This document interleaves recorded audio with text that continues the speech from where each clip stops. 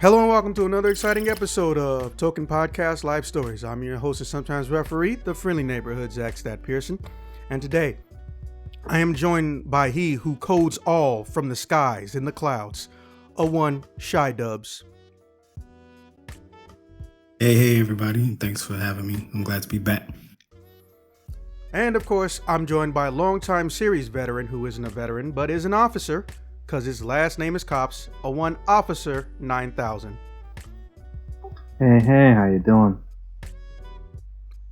And of course, he whose deviousness knows no bounds, because he thinks he's good at hiding it, Tetrine. I really feel like we got into my backstory before the topic started, and that's kind of an unfair advantage. I mean, not really. Everyone else backstory we went into, you're just the only one on your villain arc.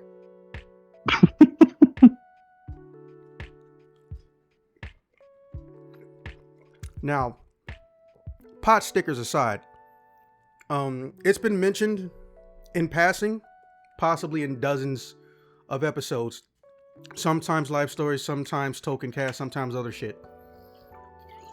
Technically, I'm a stand-up comedian. And I know what you're wondering, why is there a technically attached to that? Which is what we're here to learn.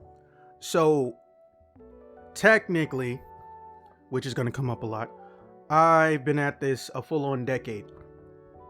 Or maybe a little bit more.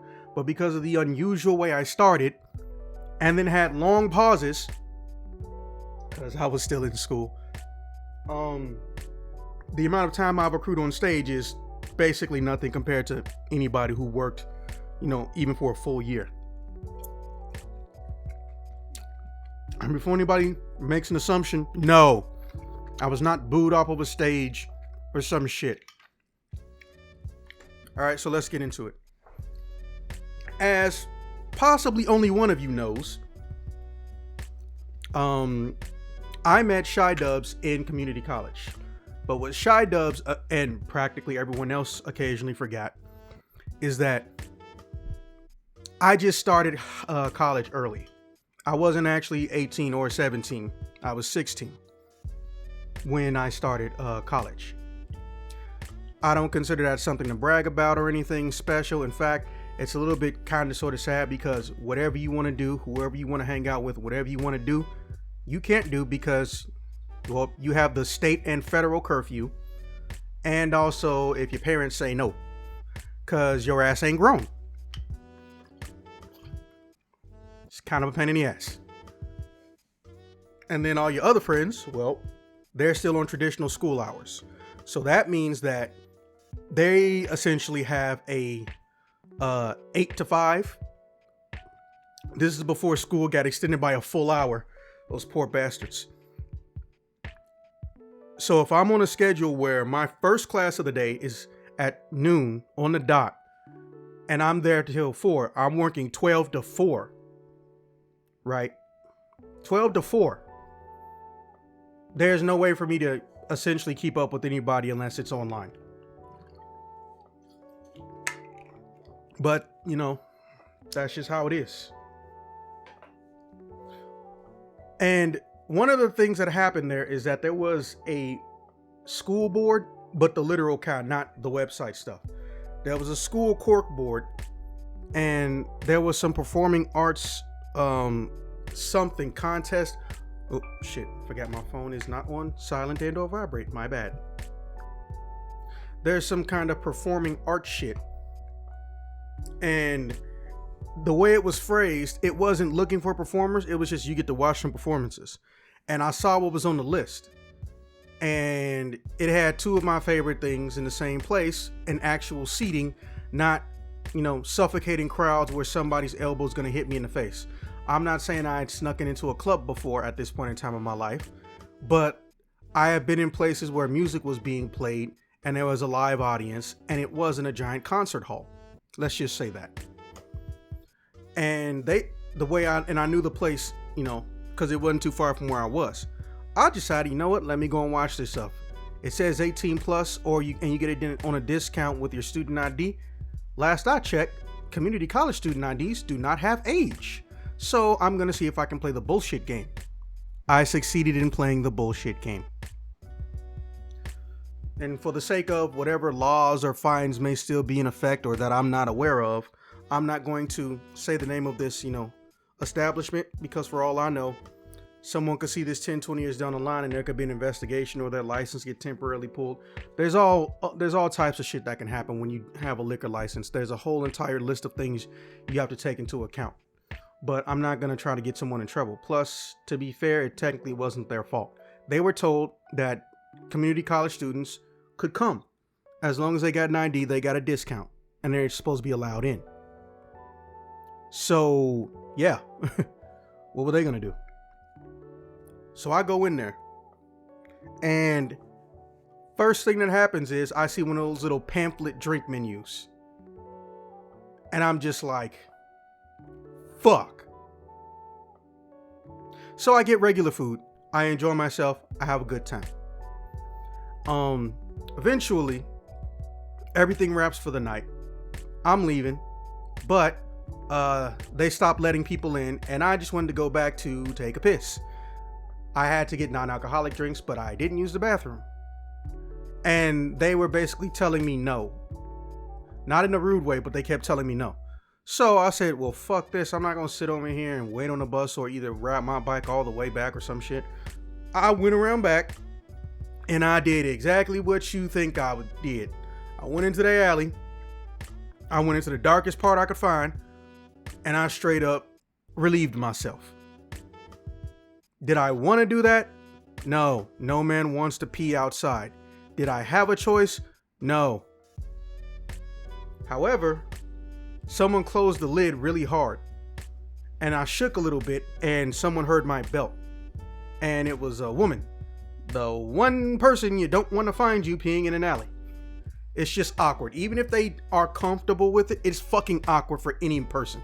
I try to pretend like they're not there, or I pray they think I'm some psychopathic homeless guy and just leave me alone and run in the opposite direction. I know that's kind of fucked up, but I'd rather have that than dealing with the embarrassment that comes with them seeing me or knowing who I am. So, I do my business, I shake it off, make sure I don't touch anything, and I zip up, and I say, man, I wish I could have kept those wet wipes. And before I turn around in here, I still got some. And I just said, why are you still here? It's like, why are you yelling? Oh dear. Yes. The awkwardness. Oh God, the awkwardness. And then she just, I'm going to set them by the doorknob, okay? So she placed the wipes on the doorknob. And then I go and reach for them and I say, thank you. And then she says, somebody named Zach? So now my fourth worst fear of all time is essentially kicking in. And I say, no, my name's Walter. Bitch, it's you. You only say your name is, you only say your middle name when you don't want someone to remember you when you're doing something fucking awkward. Because technically, I didn't lie. My middle name is, in fact, Walter. They don't come more generic than that. Except maybe Jeremy. That's pretty plain. Anyways. No, don't come at Jeremy. Don't come at Jeremy. No, Walter is more plain than Jeremy.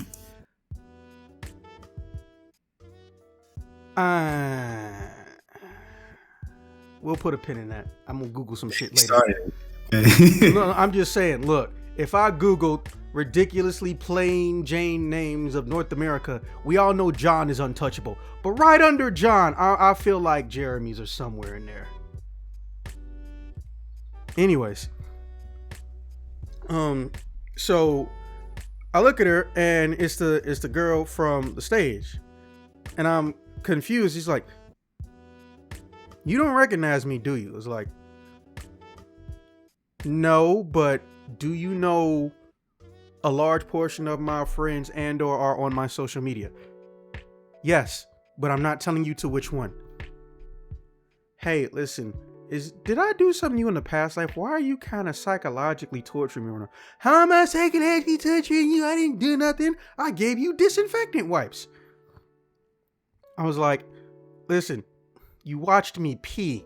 I watched you pee from the back in a dark alley. I didn't see nothing. Do you not understand? This still feels weird. Oh, yeah, well, I mean, yeah, I can see that. Where have I... Now I'm like, why does this feel familiar? I know I've met a woman at some point in time in my life that can't comprehend when she's putting dudes in awkward situations, like, you know, a grade school sibling when she has a big brother. I'm like, I feel like someone's parents have even told me, look, I apologize. My daughter is the king of putting men in awkward situations. I'm not even sure she's going to get married to a man and she's straight. I can't remember whose parents said that to me, and pretty much everybody else at a birthday party, no less. Damn it. I can't remember. But I'm just like, okay, well, I don't remember you, so I'm gonna go home now. So I try to basically awkwardly hide half of my face, get around her and go out the alley and just book the shit home on my bike. And then I just hear, I can find you. And then as I'm unhooking my bike, like everyone walking by looks at me and just stops. So now it's gotten 10 times more awkward because I don't know what they're thinking just happened. Right? So I'm just like taking the chains and shit off my bike. I had one of those, I think Jeremy remembers it. It was when those wire locks first started coming out, where it's a long cable, but it's like metal on the inside coated in rubber. And you just have to put in a 4 or 5 digit spin code to get the shit off. Yeah. Bro, Yeah. I swear to God, I went past the numbers like twice because I was so fucking terrified. It was cold as shit, but I was sweating. So then someone taps me on the shoulder and it's some dude I don't know. And he just like, is this your bike? So I changed one number and he's like, okay. And then I still book it like I stole something. So I go home and I'm like, and some of my friends ask me, hey, what'd you do over the weekend? I lied my ass off. I don't remember what I said, but I lied my ass off. So eventually, turns out that place was owned by her dad. And this guy's name is Joseph. And his daughter's name was Brenda. And she's one of the only Brendas I've ever met in my whole life, because for some reason, I don't know, after the 70s, that name just pretty much evaporated in North America. I don't know anybody that knows a Brenda under 40. So she calls me up, and this is, you know, back when house phones were first really going extinct. And Brenda is like, hey, why'd you run yesterday? It's like, what do you mean, Brenda? I haven't seen you in years. What is it? Oh my God, why does nobody recognize me with makeup on? I hate when any person, let alone women, ask questions they know the fucking answer to. Because I don't know what to say that doesn't make me look like an asshole, even though you're the one who's giving me shit. You put on makeup and I didn't recognize you. How are you mad in this equation? So we got to talking. Eventually, well, her dad asked me not to say anything because, one, even though she's in a band, she ain't supposed to fucking be there because Brenda is the same age as me. Neither of us are 21. And he asked me what the fuck was I doing there, and he wanted to speak to my parents. And I was like, hey, Mr. Joseph, I don't remember their last name, so I'm just calling him Mr. Joseph. Mr. Joseph, I don't actually go to high school anymore. You got kicked out? What did you do? You never was a thug or something? Didn't you drop kick 2 thugs once? I was like, how the fuck does everybody know about this? I don't have that shit tattooed on my face. That's not my introductory statement when I go someplace. Hi, my name is Zach Pearson. I drop kicked 2 thugs. The fuck? But somehow he knows about this shit. I was like, no, I actually finished high school, got out early because, well, my parents couldn't afford my last high school I went to anymore, and they weren't going to put me back in the public system. And this is kind of funny. One of the things that led to me doing stand-up was an incident no one believed happened. And I think Shy Does might remember it because it was on the news, but I also told him about it when I met him a few years later because I was there when it was happening. So Bogan High School, for those of you in the Illinois area, had an entire 3 months of time in the early 2000s where motherfuckers, I shit you not, were literally pulling the fire alarm, not as a prank, but because they found out that they would shut down the school temporarily if it happened too many times, because the school received a fine every time it happened. It was fucking terrifying. But when you got a math test, oh my God, do you love it? So Yeah, I can imagine. yeah, so I actually experienced that. Excuse me. So what ends up happening is I explained to him, my entire high school situation, because people think I'm lying about shit sometimes when I've talked to them for some of the podcast stuff, but they don't realize I'm like, dummy, I went to more than one high school. I went to more than one type of school. So I went to, we'll say 2.5 high schools. Then I went to the GED program.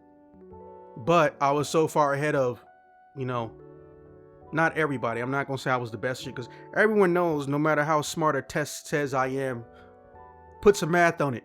Watch how allergic I get. But I basically did 12 months or less in the GED program.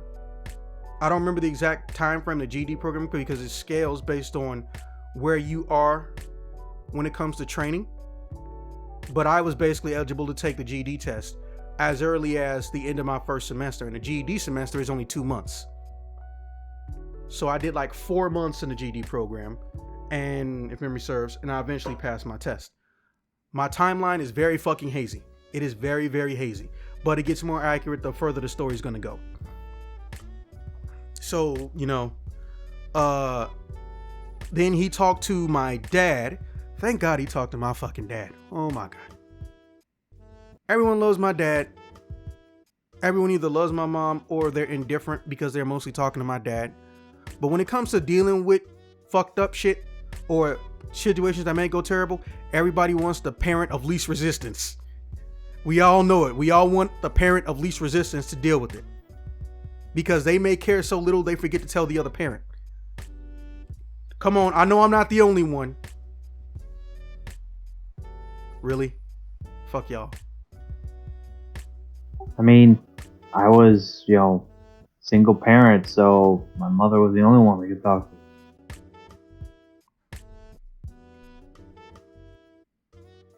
You two got nothing to say?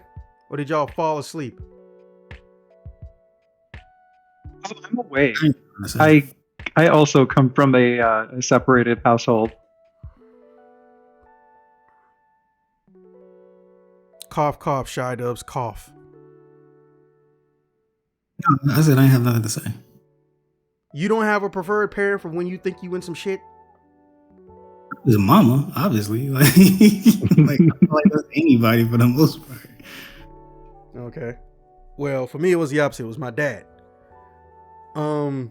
So, barring one exception, but fuck her. I ain't gonna even bring her up. So she, he eventually gives me the phone. He says, "Hey, look, thank you for not snitching, essentially, about, his daughter. Because, she's in the bed, but she damn sure wasn't supposed to be there performing.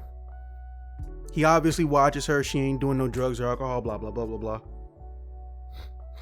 So he gives her the phone back, me and her get to talking, and I tell her what's up, right? So then she tries to bug her parents and get into the GED program, and they're just like, no. And this is something I've seen before.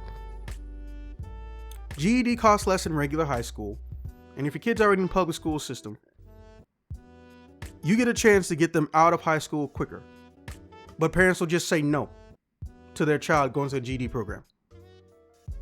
She lived on the other side of Ford City, and as we all know, Ford City is technically connected to Daly College on a small level through a technicality. So it actually would have been faster for her to go to the GD program scholastically and, logistically. But they just said no. But, me and her got to talking, blah, blah, blah.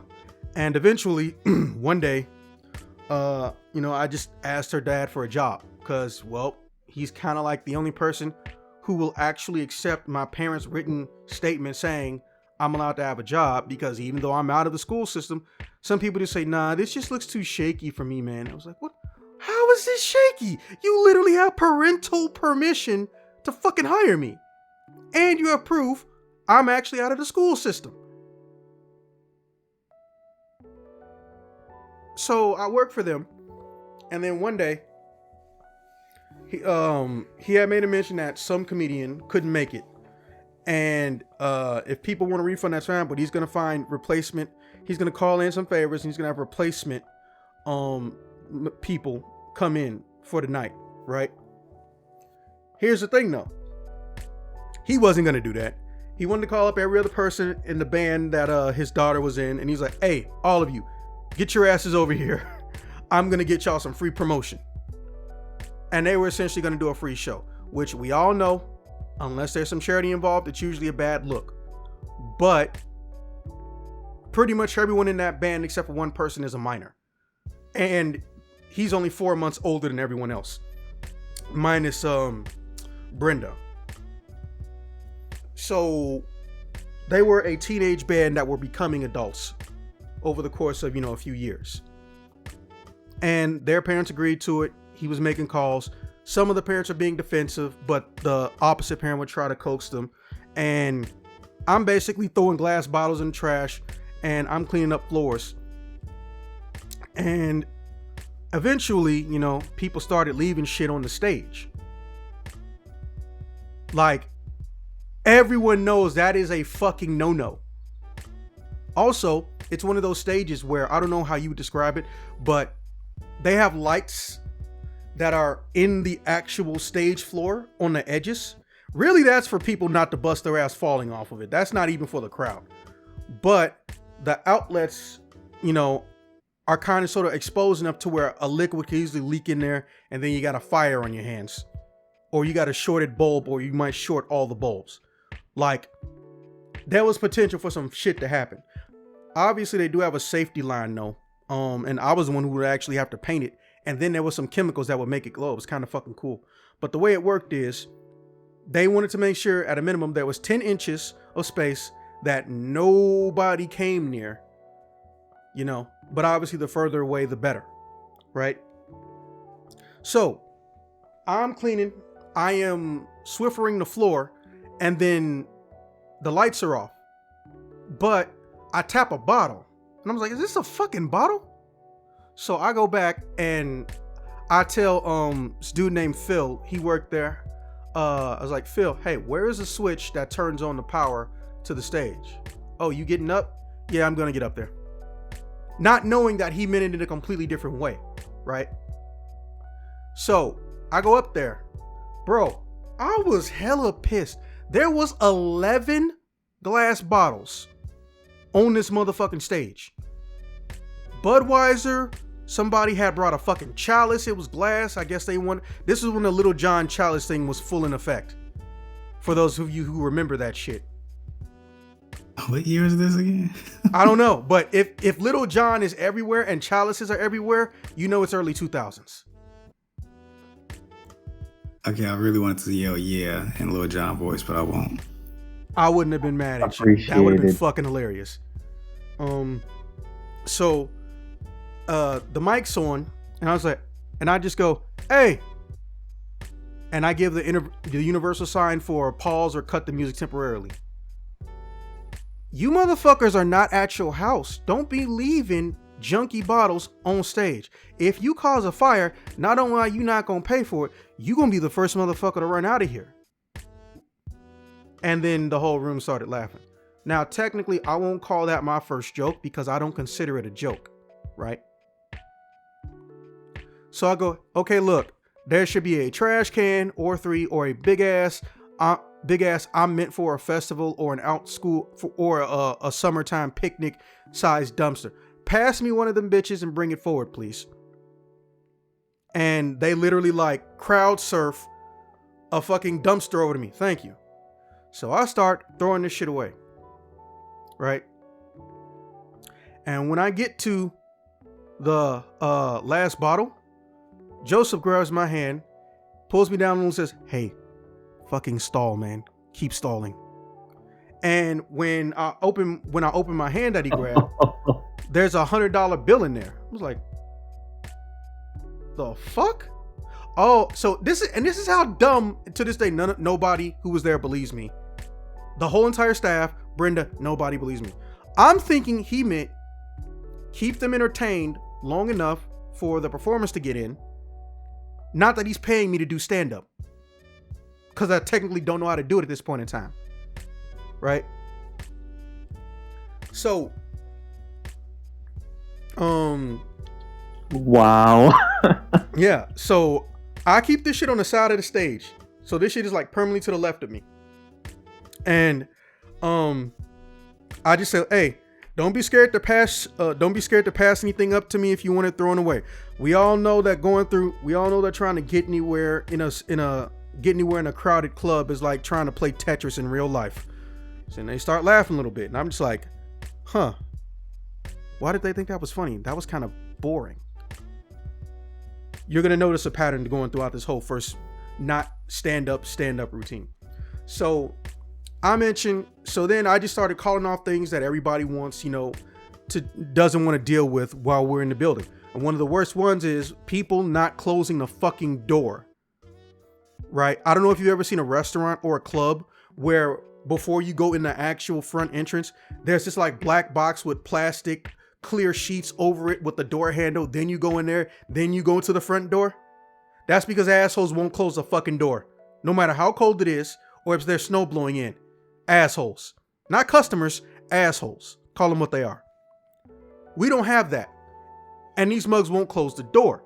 And we got to wait a full 2 weeks before we can get the entire door changed.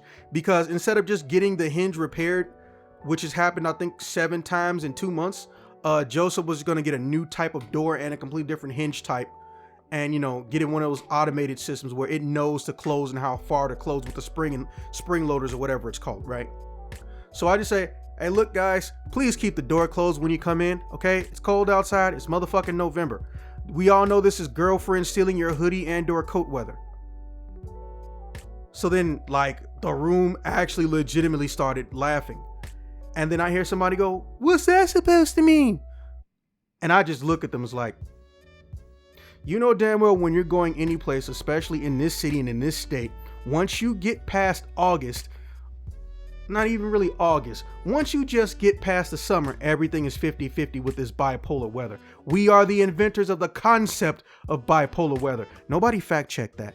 And I wanted to make sure that you know this, because I don't like it when anyone, let alone women especially, go someplace, you know it was going to be cold that day, and then you look at your boyfriend or your dad or your husband, you go, "I'm cold." We all know that's not what you really fucking mean. What you really mean is, give me your warmth and your heat from your coat, and you suffer while I stay warm.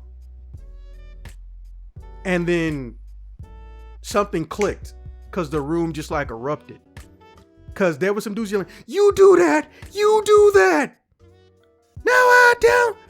And I was like, oh, am I doing stand-up? Literally, I am like 5-10 minutes into a set, and then it dawns on me I'm doing stand-up, right? And I made one more joke that I don't remember, and then boom, the band's ready to go. And then the lead guitarist, Pretty Boy, comes and says, "All right, another round of applause for our opener." And then he pulls me, he's like, "Hey, what is your name?" "Oh, I'm Zach." "Give it up for Zach, everybody." I was like, oh, shit. He was asking me my stand-up name. Damn it. Probably should have said something cool. You see how discombobulated I am from this shit? I'm detached from the thing that I'm doing, right? Bro, I was riding a high for a week, every time I got near the job, my dick got hard. And I just eventually bugged Joseph enough to have him let me do a set. Like an actual legitimate set. He said, look, I'm only going to give you 15 fucking minutes, okay? Because I would be theoretically squeezing you into someone else's time. Because everything he does for booking, and this is how efficient this man is. I would like, most people, if they get a working club, it's a fluke. It's a legitimate fluke. They just lucky they're popular. No, he organized his shit. He actually had his entire performance roster for 30 days planned out in advance. He tries to book out his entire roster situation 3 months at a time. So he can sit on his ass. Even if he doesn't show up, he knows who's supposed to show up. All this other stuff. And he makes sure that the acts or he has appearance insurance. I know that sounds weird, but basically for the non-entertainment people, appearance insurance is basically in the event that somebody does not show up and people paid to see them, essentially you get the money back to give to those people, and you get to keep the money that you got initially from the ticket sales. And I told him, okay. So he planned me out ahead of schedule, and Brenda kept calling me, what are you going to say? What are you going to say? It's like, Brenda, why are you asking? I'm just going to do it there. Yeah, but I want to know right now. Like, why? Well, I mean, I just want to laugh now, and I can laugh later too. It's like, no. And I hung up the phone. And I didn't get no sleep for the next 3 days because my brain realized two things. Shit, I have never sat down and written jokes before. My shit has been streaming consciousness and short puns. So I'm like, oh fuck, I'm gonna screw this up. And not only did I didn't screw it up, but here's the weird part.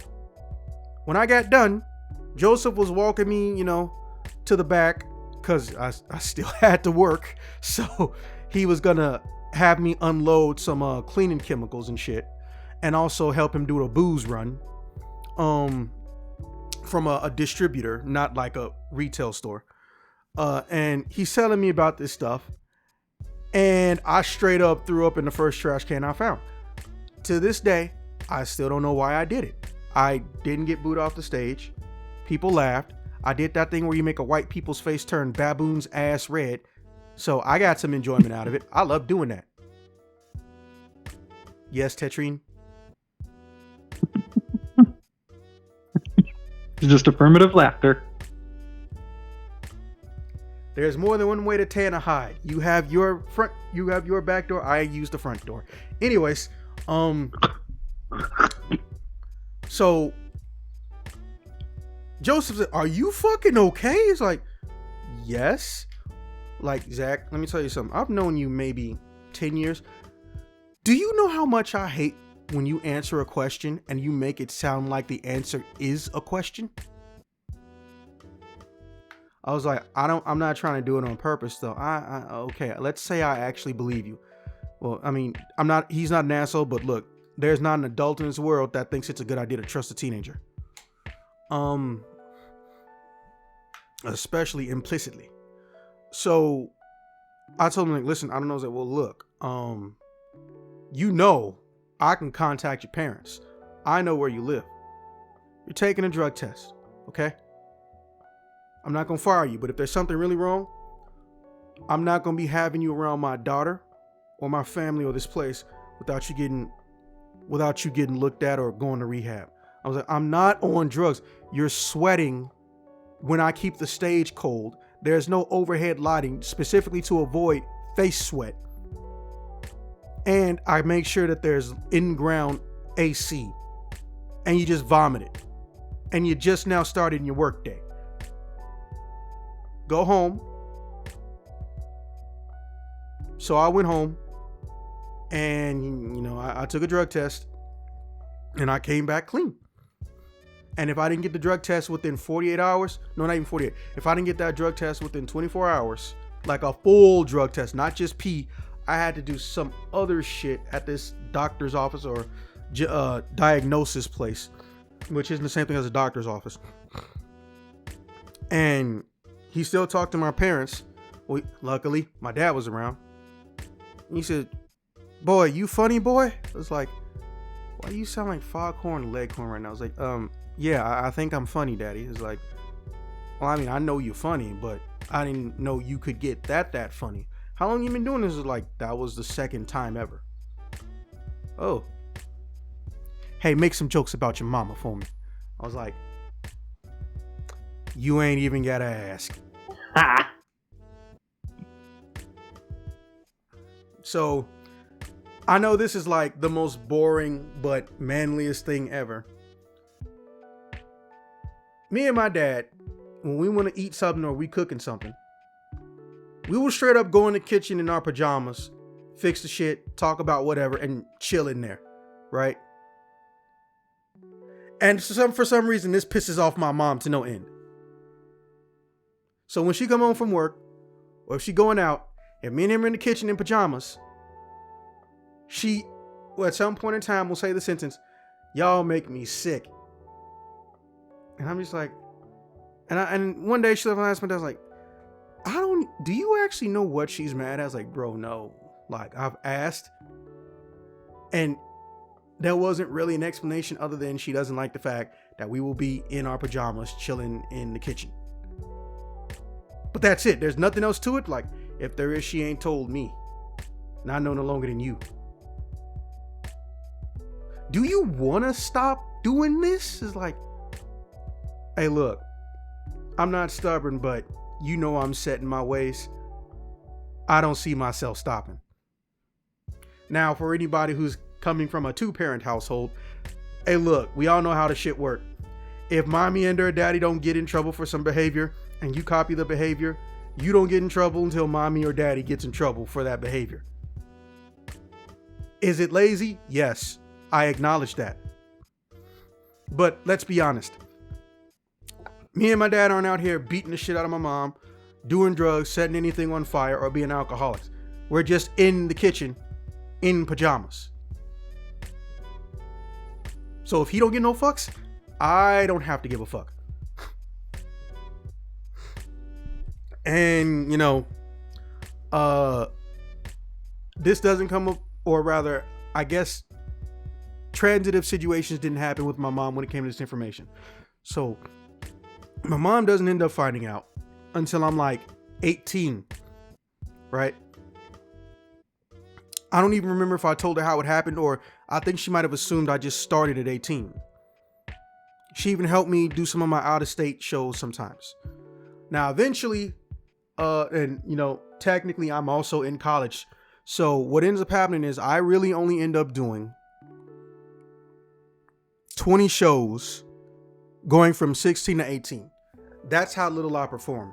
Basically, I was performing in the summer and 1 or 2 shows in the winter months.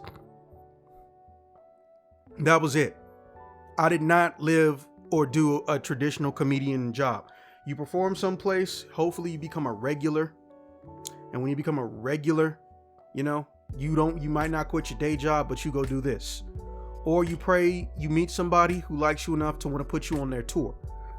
I don't know if people realize it, but the Machine himself, Bert Kreischer, aka the funny man who likes to, you know, take his shirt off and dance and shit, that guy actually predicted the rise of Taylor Tomlinson, whom opened for him on numerous occasions and is not only one of the funniest women in America currently, is also getting like 4 Netflix specials, and 2 or 3 of them are already out.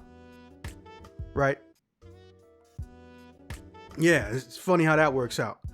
They're almost 20 years apart, but they got nothing but love and respect for each other. It's a beautiful thing.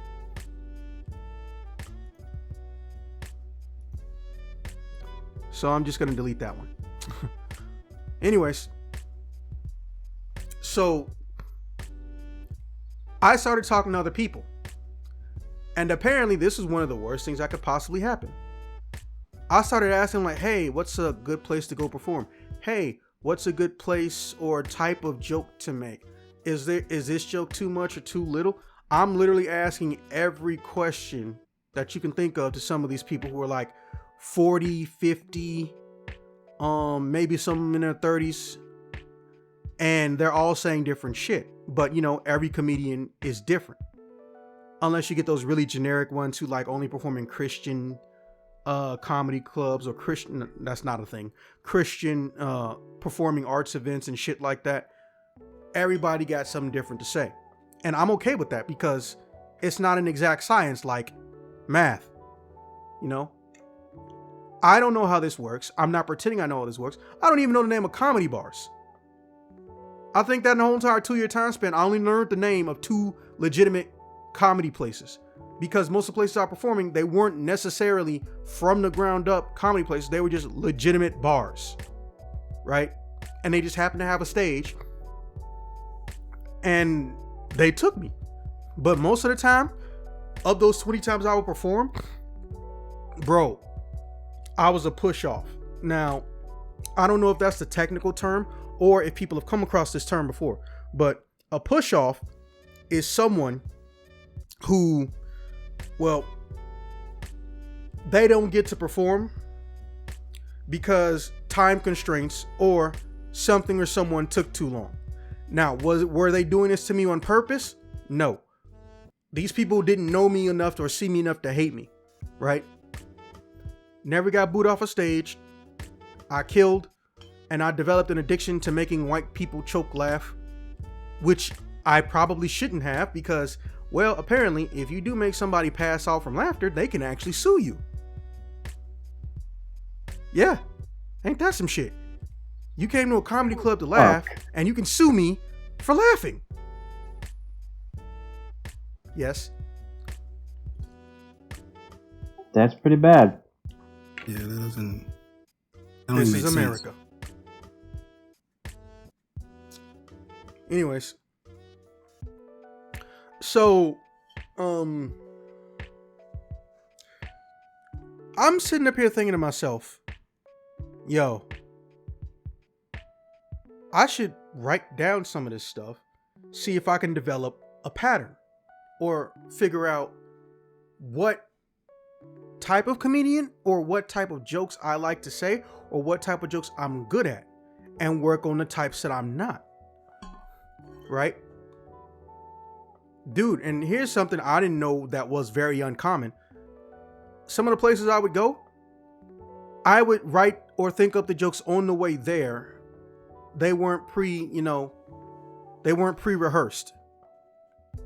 But what happened is, it won't necessarily be an open mic. It'll be like an actual thing you can show up to, and it's basically to see if the owner wants to have you be a regular or do sets in the future. They're basically getting free work. Let's not bullshit. Let's call it what it is. They're getting free labor for and the worst part is that you're not even getting anything for showing up. And even if there is a prize, bro, the prize is so shitty sometimes. Sometimes it's just a fucking your drinks are free for the rest of the night or the day, or they give you food. Now, obviously, ain't nothing wrong with that on paper. But when you start using it for profit, every night is an open mic night. And then maybe 1 or 2 people out of 20 that come through in a week. Nah, you're essentially grifting your own entertainers, performers. But as we all know, there are many unions, but a comedy union, to my knowledge, doesn't exist. Or they tell you go through SAG-AFTRA. Yeah. Now, obviously, agents or managers can get some contractual guidelines, make sure you're treated a certain way, or you get an appearance fee, blah, blah, blah, blah, blah, all that stuff. I have none of that, obviously. I don't even know where to go. I haven't even asked other people that I've met. And for the most part, a lot of them, they had normal jobs. So, one day, I realized I had been a push-off for 5 days straight. Joseph sold his bar. He had moved at this point. This was another 4 years later. So at this point, I am 20. Not even old enough to drink. But because No one's checking my fucking ID. No one has realized this, right? Now, occasionally, some people will recognize me from a bus or a train. I'll exchange emails. Wouldn't give them my number. I will exchange emails, and I told them, hey, listen. They told me, hey, listen, how much for you to come here and do this, and this? So, I would still do like maybe 10 or 20 shows a year, but a lot of them would be out of state, or they would be, you know, Western Illinois, you know, the places where all the GOP lovers live. I'm like, why the fuck do they want me out here? Oh my. Yeah, I mean, it's not a fucking secret, but the blueness of Illinois is routed essentially to the Chicago area. But because damn near every place else has such a small population, you know, they're basically blood red or barely purple. So eventually I, you know, made friends, and they were people who were around my age. They were nearing their 30s, but they were in their 20s still, right? It was Sasha and a guy who was named Kelly. And yes, even I know there's been a few too many Kellys in these stories. But to be fair, hey, look, I don't tell white people what to name their kids. I just wish y'all would stop using the 5 names that everyone and their mom can recognize. Just go through an actual name book. Let's revive some names. We have enough Jeremys. We have enough Johns. We have enough Kellys, Ashleys, and Jessicas. I'm not saying get rid of the old ones. I'm just saying. Harping on Jeremy, like, come on. If like, I look up the top 10 names in North America, do you honestly want to tell me Jeremys are not going to be on that list? The last time it was a top name in North America was back in the 80s, my guy. I said top 10. It's not a top 10 name. It's not. Did you Google that? I've Googled it multiple times. It's not a top 10 name. You seem very obsessed with the name Jeremy. I'm just saying. I am. I am obsessed with the name Jeremy. Yes. Okay. Well, if I ever bump into a Jeremy, I'll introduce you to you. You'll probably make a good couple. Moving on. So I get to know them, and they're like, hey, you know, well, we actually kind of sort of, you know, exchange driving duties, and we perform, you know, in different, you know, in the continental U.S., but mostly in the Midwest. I was like, and to my knowledge, you've never been on a circuit or even done a tour or anything. Now, in my head, when they brought this up to me like 3 months later, when I said I'm thinking about stopping because I was a push off, like so many people showed up, they didn't have time to get to me in an open mic night and shit like this. I was thinking about like legitimately quitting. They brought this up to me, right? So you thinking, man, these got to be some of the coolest people ever, because they gain nothing by helping me do this. I told them, man, I'll buy you food. I'll help for the car gas if you need me to drive a section of this trip, you know. Was like, we'll see. And they said, well, none of the people know you, but what's going to happen is we going to have shows. And when we get there, we'll, you know, maybe see if you can be our like opener, or if we can at least see if they can get you on the roster or get to know you and have you potentially do a small set. And then they see if they want you to come back more. That's actually how it worked for me. I don't know how it works for other comedians or, you know, famous ones, but that's basically what I had to do. I basically had to show you, hey, look, I can do the job. Then I had to go and get paid to do the job. Now, in almost any other field, that's highly irregular, but it's comedy. Shit's a little bit nebulous. So 3 shows into it, 2 of the owners let me get up there. They made sure I knew I wasn't going to get paid. But the first one gave me 5 minutes. He let me do 20. And I got to open for Sasha. Second one, I got to open for Kelly. They gave me 10 minutes. They let me go for 15. And I don't mean I stole 5 minutes from their set, because that's kind of rude. 1 or 2 minutes is common, but 5 minutes, that's on purpose. It was more like I got permission and he was okay with it, right? Now at this point, there's 15 more places they're going to go. And I was the guy mapping out laundromats.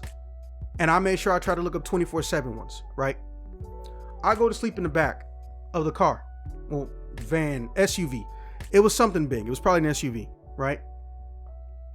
They spent 3.5 hours shit talking me because they were mad that I was getting more laughs than them, even though I did less time.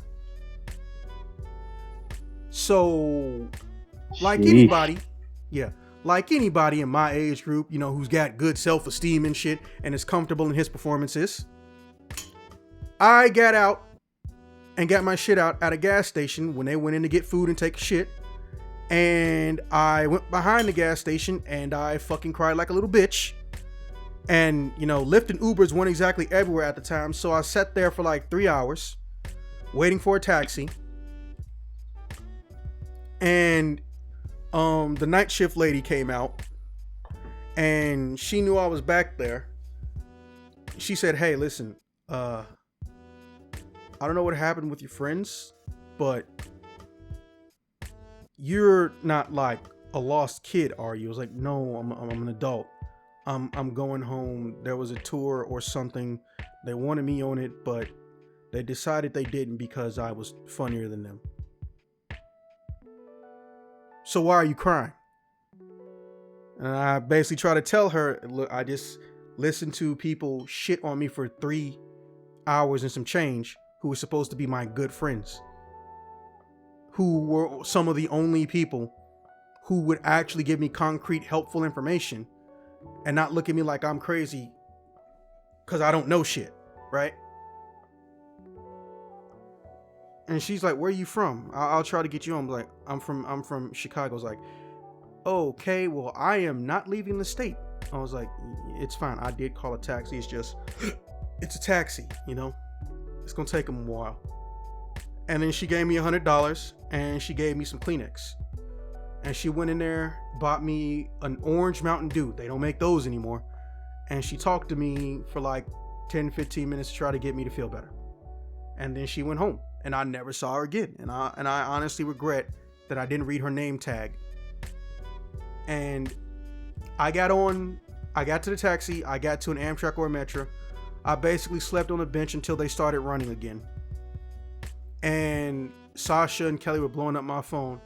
And I just said, "Hey, don't worry about anything. I'm going home." Right? I never figured out if they put 2 and 2 together, but they just said, "Okay." They never spoke to me again and I never spoke to them again. And yeah, I mean, obviously my self-esteem and how I am as a person has obviously changed since then. And I think it's for everybody. It's different when a total stranger shit talks you for any amount of time versus people you were hanging out with, been in the house of, met the spouse or the children of, you know, gave general good life advice to, that they thanked you for shitting on you and something for 3.5 hours maybe. And I didn't do shit for I don't know how many years. I want to say maybe 2. Then I got a call from Lisa. Now, I'm sure people have heard me bitch about her, but I don't hate my old agent, Lisa. My problem with Lisa is that she kept reminding me that I was shorter than her by hugging me. How old is she? She was about 6'2", but she was always in 3 or 4 inch heels. She hates high heels, so she normally stops at 3 or 4 inches. But when you're 6'2", you're still a fucking giant in heels. Yeah. And she said, "Hey, I don't know why it took you this long to get to my email." I was like, "Yeah, I have a problem with emails. It's not a you thing. It's a my shit's fucked up thing. I know that you don't erase important emails, but I also need to go through my back catalog." Did I mention I have over 5,000 emails I need to read in my inbox right now? Fuck. What is my official count? I'm gonna look this up before I wrap this up. How much of that is spam though? 10. 10% or 10? No, 10. Okay. I have 6,285 emails in my inbox and I have 10 spam emails. I need to fix this. I really, really do. And here's a picture of it.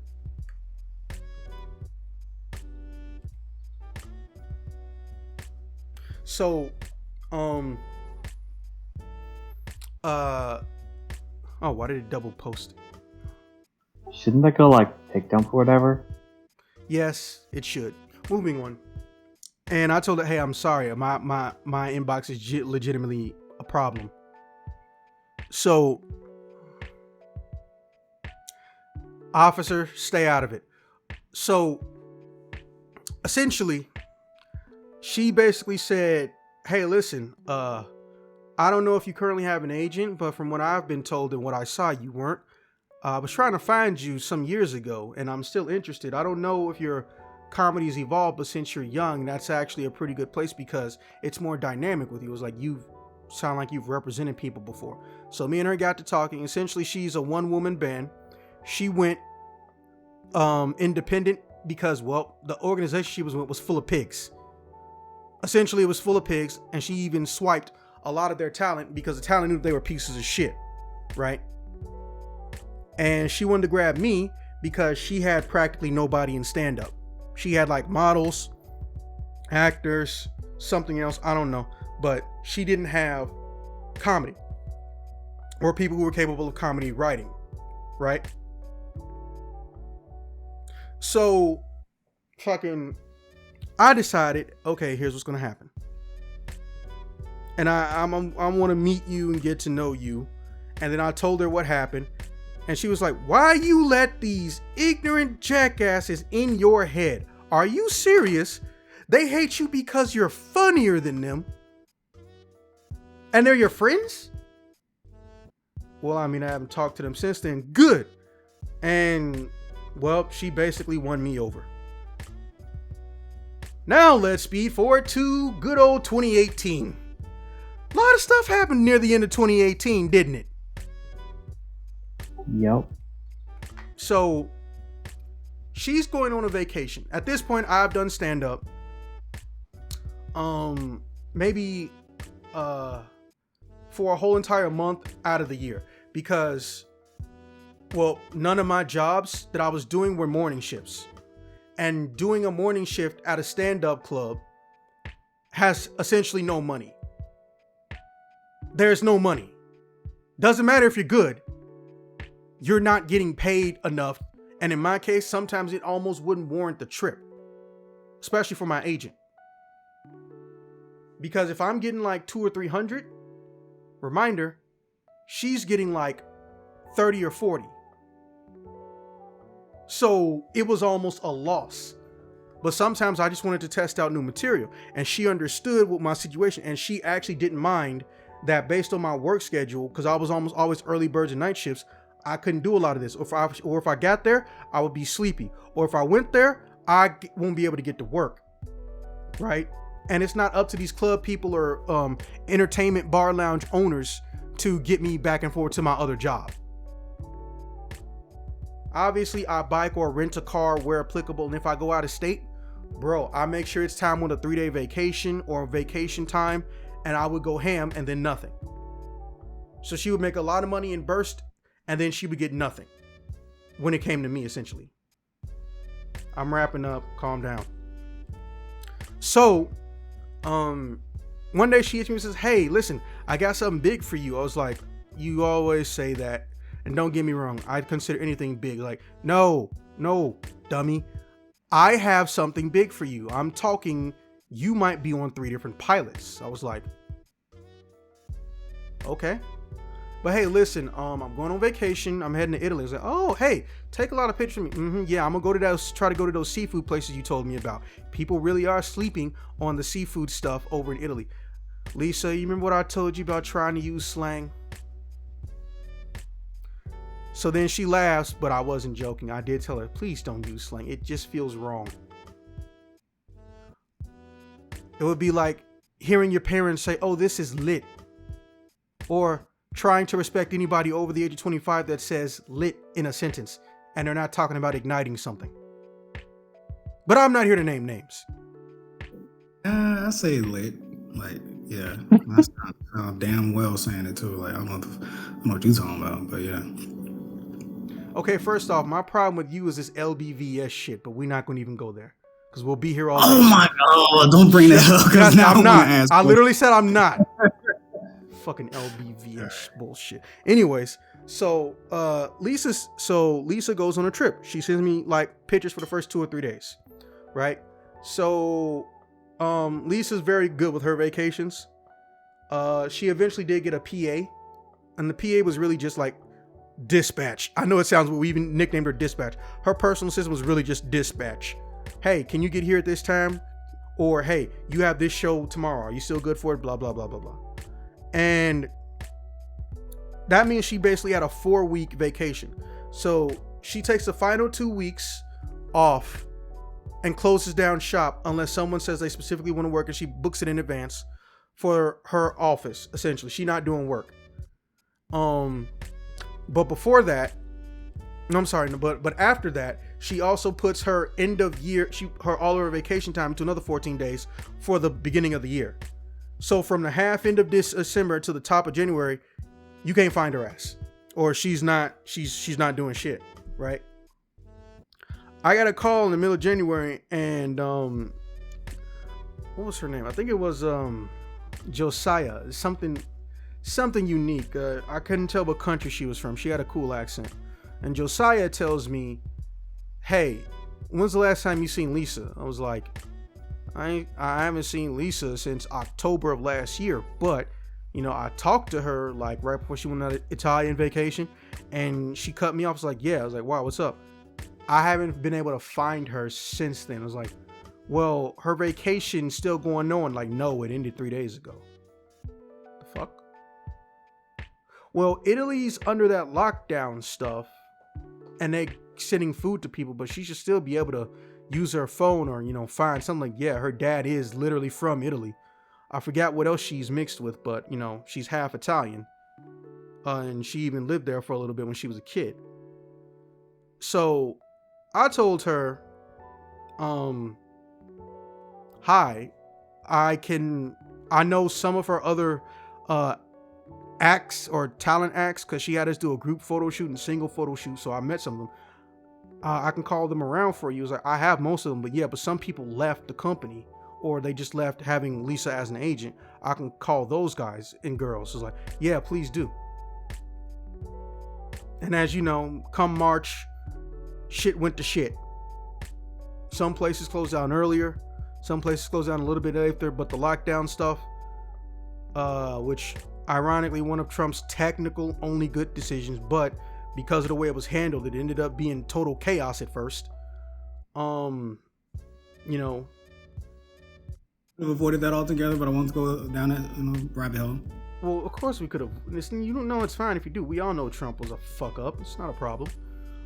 Should have done the lockdown sooner, but pride, stupidity. Mm-hmm. Yep. If we had did it sooner, we wouldn't have had to have bit of all that. Never mind. I'm finna shut the fuck up on that one.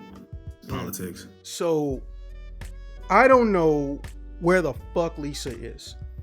No one knows where the fuck Lisa is. And Lisa uses my comedy footage that she has, because I think it was once or twice a month, or if I do a show in the city, which I don't even like her coming to, but if I do a show in the city, she will record 5 or 10 minutes, and she uses it to shop me around to people, right? I don't have any of this footage. And when she finds people who had, recorded me, or just certain comedy bars when they weren't supposed to, she actually tells the owner, and she tries to get the videos pulled down. That's some dedication. And she's not wrong. It's not like a stingy thing. It's kind of smart, because if there's a limited amount of your information for comedy out there, people are more likely to go see you. Or if you do jokes specifically designed for social media, you don't want full sets up there. You want a quick 15, 30, or 60-second soundbite. In fact, that's kind of what Taylor Thomason does. If you go to her YouTube channel, she's not making new jokes. She's uploading something she already did and condensing it to 60, 30, or 15 seconds. And I have not seen or heard from Lisa since that last phone call and picture of Italy. And that's actually where I stopped. But I didn't quit because I'm sad now. I don't know where my agent is. I don't know if my agent is even alive. And last I heard, you can't really file a missing persons report for someone in a different country. So, to my knowledge, even if she hasn't been declared legally dead, I don't know enough of Lisa's family to know how to contact to find out if they know anything about her. And then speed forward to right now. Well, during the pandemic, as y'all know, I got into YouTube because I still wanted to be funny and it had to go somewhere. And that eventually led me to wanting to creatively write comedically more, working with more of my media production people, whether it's CJ or I won't even say really working with CJ on comedy, let me not lie, but talking to media production people, eventually meeting Rachel, eventually meeting this guy named Ramsey. He's a short motherfucker. I'll introduce you guys to him one day. He works at a studio, you know, and trying to come up with shit and being funny and trying to just put stuff out there. And eventually people liked it enough to where we got partnered on YouTube, and y'all know the rest of the story. Or y'all know the story from the pandemic going forward. I still wanted to be funny. I was feeling pent up. It had to go somewhere. It went on YouTube. It went on these life stories. It went to these conversations we have. And eventually I am where I am now. So currently I am creatively working on one called Project Gravity, which is a sci-fi comedy audio drama or audio dramedy. We don't know when it's going to be released on, you know, distributing markets, but it'll be on Spotify at a bare minimum, iTunes, Google Music, Apple Music, all them shits. But there's 3 characters we still need to record, and once that's done, you know, we can more than likely release the first episode once our lead engineer clears it. I still do write stand-up or jump-off points or jump-offs, whatever you want to call them. But I do still write material that I just find ways to use on you guys, or I find ways to put up online. And I've gotten into the AI voice stuff, and I'm working on essentially a saga of Andrew Tate versus Obama, a real man versus a little bitch boy. Yeah. And in fact, Shy Dubs is actually helping me with that, and he's seen some of the script, so he can tell you it's actually pretty fucking funny. Yeah, I'm excited to see how the AI handles that, because dude, I I really want to hear. got all the AI lines recorded, so if you want, I could legit let you listen to that. Yeah, actually, that would be cool before we actually do that, you know. Yeah, and with that being said, that brings this life stories to an end. Are there any questions? You said you never talked to any of those, you know, comedians who were quote unquote friends. Did you ever see any of them ever again? Yeah. I saw them at bus stops. I saw them at red lights. I've seen them on the train, from the train, or getting on a train. And I've seen them in certain other, like, you know, bars or restaurants where I just came in to eat.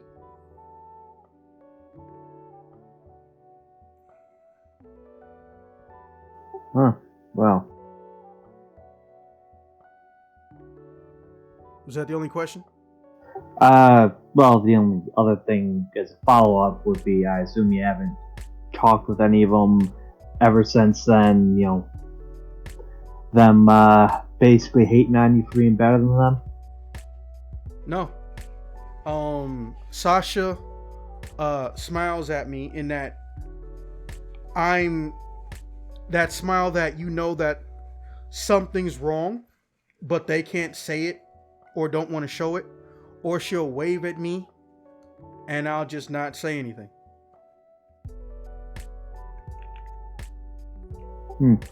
Well. Okay. Well, with that being said, that brings this episode to a close, and I will see you guys in the next one.